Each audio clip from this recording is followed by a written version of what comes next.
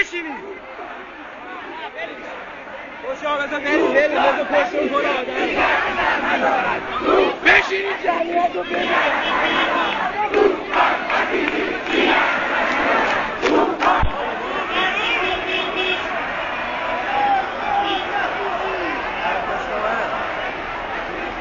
داداش بره